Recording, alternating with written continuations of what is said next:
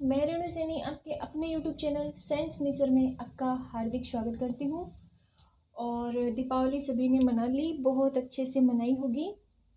तो अब तो दीपावली का सीज़न भी निकल गया है, अभी अपनी क्लास वापस से स्टार्ट कर रहे हैं, तो थोड़ा सा ध्यान पढ़ाई की तरफ वापस ले आए तो बेटर है। तो देखिए, आज का जो हमारा टॉपिक है बायोलॉजी में वो है ब्लड सर्कुलेशन, रक्त परिसंचरण तंत्र। तो आज हम अपना टॉपिक स्टार्ट करते हैं ब्लड सर्कुलेशन। तो देखिए, सबसे पहले हमें पता होना चाहिए कि ब्लड का जो सर्कुलेशन है वो कैसे होता है शरीर में। तो देखिए, ब्लड का सर्कुलेशन जो होता है वो सदैव एक निश्चित दिशा में होता है, ठीक है। उसकी जो दिशा है वो कभी चेंज नहीं होती है। ब्लड का सर्कुलेशन सदैव निश्चित दिशा में होता है। परिसंचरण तंत्र,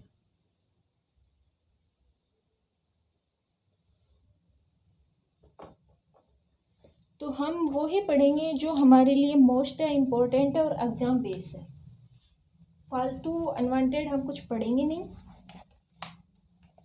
तो सबसे पहले मैं बताती हूँ कि जो ब्लड सर्कुलेशन है इसकी खोज किसने की थी, ठीक है। तो देखिए, 1628 ईस्वी में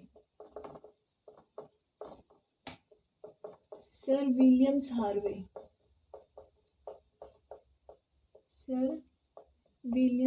हार्वे ने इसके बारे में बताया था।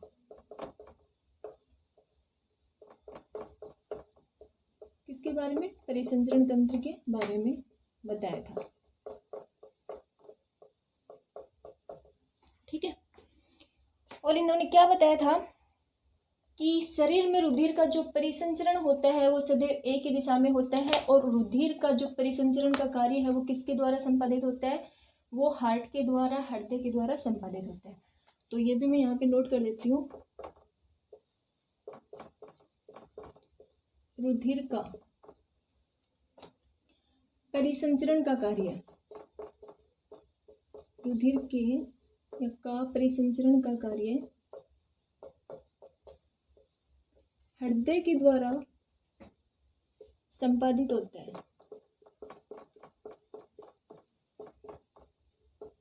हृदय के द्वारा संपादित होता है। तो देखिए, इसमें ऑप्शन डाल सकते हैं कि रुधिर के परिसंचरण का जो कार्य है वो किसके द्वारा संपादित होता है। तो ऑप्शन में जैसे डाल देगा वो शिराओं के द्वारा, धमनियों के द्वारा, हृदय के द्वारा या रक्त बिंबाणुओं के द्वारा।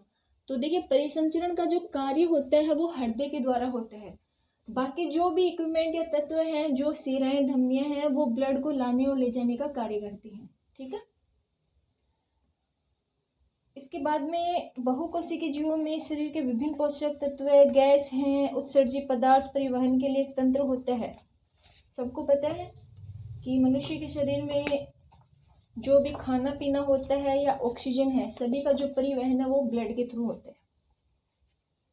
अब हम पढ़ेंगे रुधिर वाहिकाएं। रुधिर वाहिकाएं कौन कौन सी होती हैं और क्या क्या होती हैं।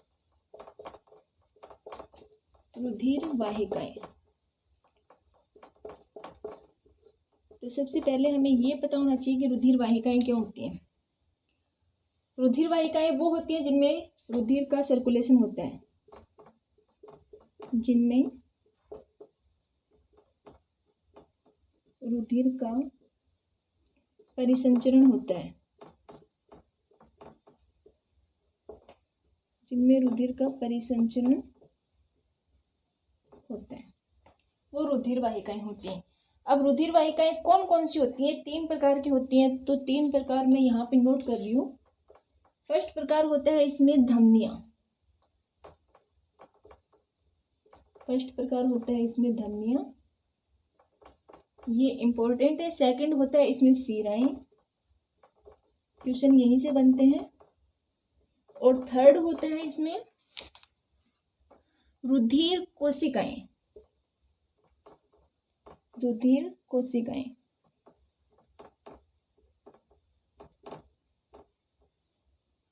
थर्ड होता है इसमें रुधिर कोशिकाएं। तो देखिए, 1628 ईस्वी में सर विलियम्स हार्वे ने सर्वप्रथम ब्लड सर्कुलेशन के बारे में बताया था। रुधिर का जो परिसंचरण का जो कार्य होता है वो हृदय के द्वारा संपादित होता है, ये भी उन्होंने बताया था। फिर रुधिर वाहिकाएं, जिनमें रुधिर का परिसंचरण होता है या ब्लड बहता है वो होती है रुधिर वाहिकाएं। और ये कौन कौन सी होती हैं? धमनियां होती हैं, शिराएं होती हैं और रुधिर कोशिकाएं होती हैं। ठीक है, तो अब सबसे पहले धमनियों के बारे में पढ़ते हैं कि धमनियां क्या होती हैं, इनका कार्य क्या होता है। सबसे बड़ी धमनी कौन सी होती है, शुद्ध रक्त किसमें होता है, अशुद्ध रक्त किसमें होता है, ये सब पढ़ेंगे हम, धमनियों में भी शिराओं में भी, क्योंकि एग्जाम में पूछा जाता है, इसी से क्वेश्चन पूछा जाता है। सबसे बड़ी धमनी, सबसे बड़ी शिरा, अशुद्ध रक्त किसमें होता है, शुद्ध रक्त किसमें होता है। तो सबसे पहले है अपना टॉपिक धमनियां। धमनियां, तो देखिए धमनियां क्या होती है, रुधिर को हृदय से विभिन्न अंगों में ले जाती है। रुधिर को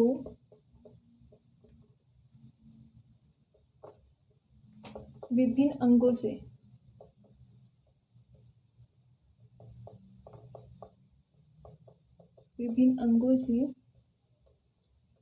हृदय तक ले जाने का कार्य होता है, तक ले जाते हैं।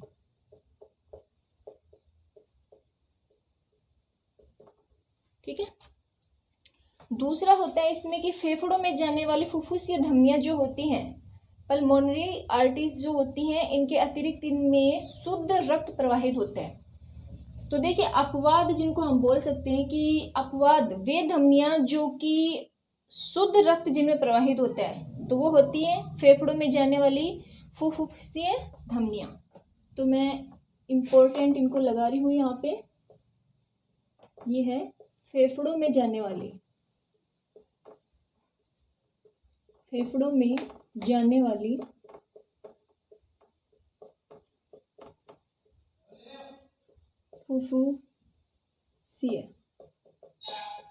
फुफ्फुसीय धमनियां,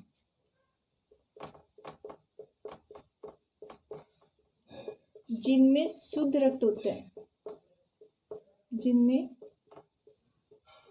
शुद्ध रक्त प्रवाहित होता है, जिनमें शुद्ध रक्त प्रवाहित होता है। तो देखिए अपवाद है कि धमनियां जो होती हैं उनमें अशुद्ध रक्त होता है, वो अशुद्ध रक्त इस तरफ से शरीर का जो अशुद्ध रक्त है धमनियों के द्वारा हार्ट तक आता है, फिर वो प्यूरिफाई होता है और फिर शिराओं के द्वारा पूरे शरीर में वो फैल जाता है। तो यहाँ पे धमनियों का कार्य होता है शरीर के विभिन्न अंगों से रक्त को हृदय तक लेके आना। और इसमें जो अपवाद होता है वो होता है फुफ्फुसीय धमनियां, जिनमें शुद्ध रक्त प्रवाहित होता है। और ये कहाँ होती है, ये होती है फेफड़ों में। ठीक है, फिर आता है कि धमनियां शरीर में काफी गहराई में स्थित होती हैं। ठीक है, एक फिर इसमें महाधमनी, यह शरीर की सबसे बड़ी धमनी है जो कि बाएं नीले से शुद्ध रक्त शरीर में पहुंचाती है। तो वो धमनी जो कि शरीर में शुद्ध रक्त को पूरे शरीर में पहुंचाती है, तो वो होती है महाधमनी। तो मैं लिख रही हूँ यहाँ पे महाधमनी। महाधमनी तो ये क्या होती है, शुद्ध रक्त को, यह शरीर की सबसे बड़ी धमनी है, शरीर की सबसे बड़ी धमनी, शरीर की सबसे बड़ी धमनी। दूसरा इसका कार्य क्या होता है, बाएं नीले से शुद्ध रक्त शरीर में पहुंचाना, बाएं नीले से शुद्ध रक्त शरीर में पहुंचाना।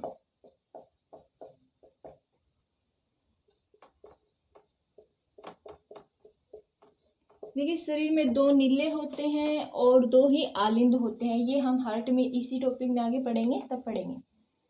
फिर इसमें आता है कि दायां और बायां आलिंद और दायां व बायां नीले होता है। ठीक है, इसके बारे में बता देती हूँ कि दायां आलिंद जो होता है यह शरीर से अशुद्ध रक्त प्राप्त करता है। दायां आलिंद, दायां आलिंद, इनके बारे में पूछ लिया जाए कि ये क्या, इसमें कौन सा रक्त होता है, तो ये अशुद्ध रक्त प्राप्त करता है शरीर से, अशुद्ध रक्त प्राप्त करते हैं। फिर बायां आलिंद, तो बायां आलिंद जो होता है ये क्या करता है, ये बाएं आलिंद में फेफड़ों से शुद्ध रक्त बाएं नीले में ले जाता है। फेफड़ों से शुद्ध रक्त, फेफड़ों से शुद्ध रक्त बाएं नीले में ले जाते हैं, बाएं नीले में ले जाते हैं।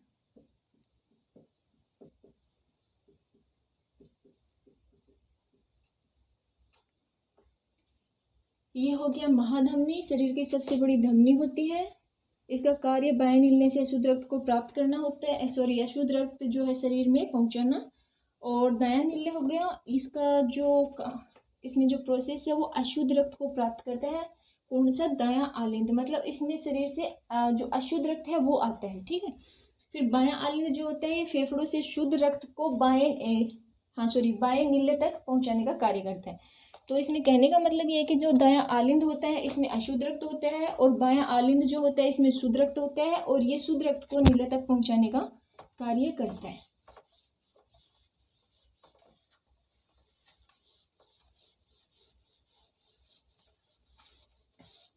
बायां आलिंद, दायां आलिंद, बायां नीले, दायां नीले।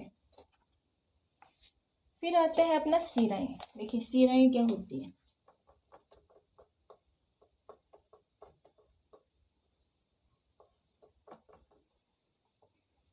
शिराएं ये रुधिर को विभिन्न अंगों में हृदय में से जाती हैं। ये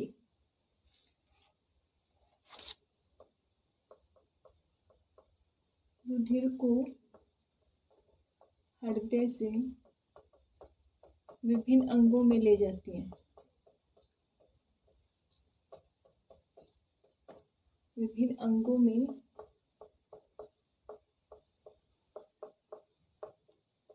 ले जाती हैं, ठीक है। इसके अलावा इसमें वही होती है, फुफ्फुसीय शिराएं होती हैं, इसमें अशुद्ध रुधिर जो है वो प्रवाहित होता है।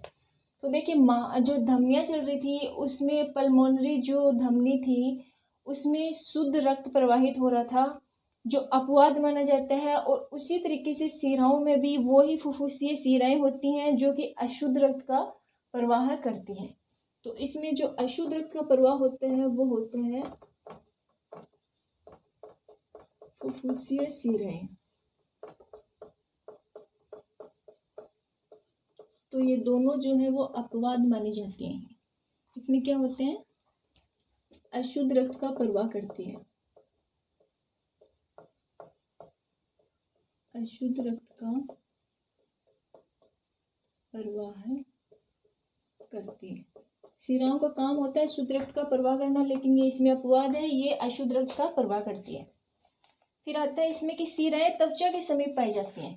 पूछा धमनियां कहाँ पाई जाती है, तो वो शरीर में गहराई में पाई जाती है, लेकिन शिराएं जो होती हैं वो त्वचा के समीप पाई जाती है। शिराएं त्वचा के समीप पाई जाती है।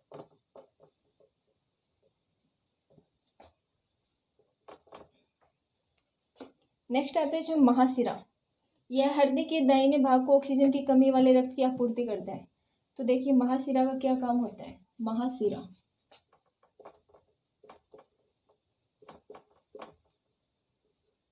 महाशिरा इसका कार्य होता है हृदय के दाहिने भाग को, हृदय के दाहिने भाग को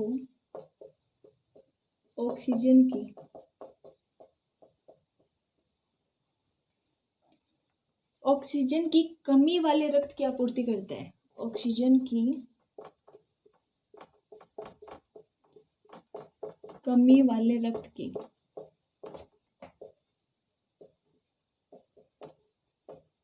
आपूर्ति करती है। कौन करती हैं? महाशिराएं। जिस रक्त में या रुधिर में ऑक्सीजन की कमी होती है उसकी आपूर्ति कौन करता है? महाशिराएं करती हैं। ठीक है, तो देखिए महाशिरा को भी दो भागों में डिवाइड करते हैं, अग्र महाशिरा और पश्चिम महाशिरा। ठीक है, फिर निलय और जो आलिंद है उनका वही काम आ जाता है फिर से कि फुफ्फुसीय शिरा जो होती है यह शुद्ध रक्त फेफड़ों से बाएं आलिंद में पहुंचाती है, और धमनी का क्या कार्य था? अशुद्ध रक्त को पहुंचाने का कार्य था। फिर दायां निलय हो गया इसमें, तो यह अशुद्ध रक्त फुफ्फुसीय धमनियों में भेजता है, और बायां निलय जो होता है यहाँ से शुद्ध रक्त शरीर के सभी भागों में पहुंचता है। ठीक है, फिर आता है अपना रुधिर कोशिकाएं। रुधिर कोशिकाएं, ब्लड कैपिलरीज, रुधिर कोशिकाएं।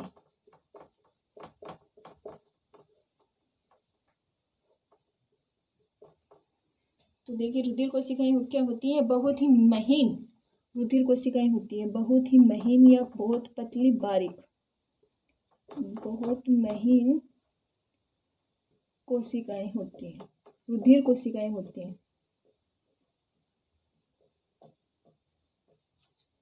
ठीक है, नेक्स्ट इसके बारे में बोल सकते हैं कि इनकी भित्ति की मोटाई केवल एक कोशिका के स्तर की होती है। तो पूछ लिया जाए कि जो रुधिर कोशिकाएं हैं उनकी मोटाई कितनी होती है, तो वो होती है एक भित्ति की कोशिका, एक भित्ति की कोशिका जितनी मोटाई होती है।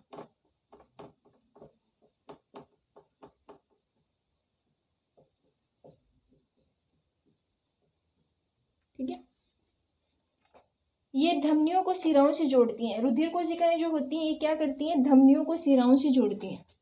बहुत अच्छी बात है, रुधिर कोशिकाएं जो होती हैं वो धमनी को शिराओं से जोड़ती हैं।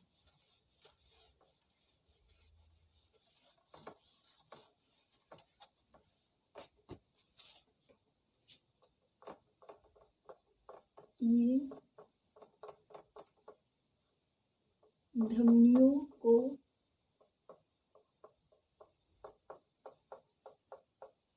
शिराओं से जोड़ती है।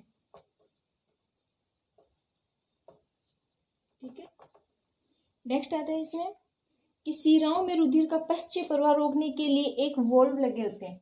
तो देखिए मनुष्य के हार्ट में, हार्ट का जो पूरा डायग्राम हम बनाते हैं, सर्कुलेशन का पूरा डायग्राम बनाते हैं, तो उसमें 4 वॉल्व काम आते हैं। क्वेश्चन बहुत बार यही पूछा जाता है कि मनुष्य में कितने वॉल्व पाए जाते हैं, मनुष्य के हार्ट में कितने वॉल्व पाए जाते हैं, ब्लड सर्कुलेशन में कितने वॉल्व पाए जाते हैं। तो देखिए इसका राइट आंसर एक ही होना है कि इसमें 4 वॉल्व पाए जाते हैं। तो ब्लड के प्रवाह को रोकने के लिए भी वॉल्व का प्रयोग किया जाता है। ठीक है, ये रुधिर वाहिकाएं जो थी कंप्लीट। तो देखिए रुधिर वाहिकाएं, धमनियां और शिराएं जो बेसिक था वो हमने इसका पढ़ लिया है। कल से हम स्टार्ट करेंगे हृदय के बारे में। तो आई होप कि जो पढ़ाया है वो आपको समझ में आया हो। आज की क्लास में इतना ही, कल फिर मिलेंगे, तब तक के लिए थैंक यू।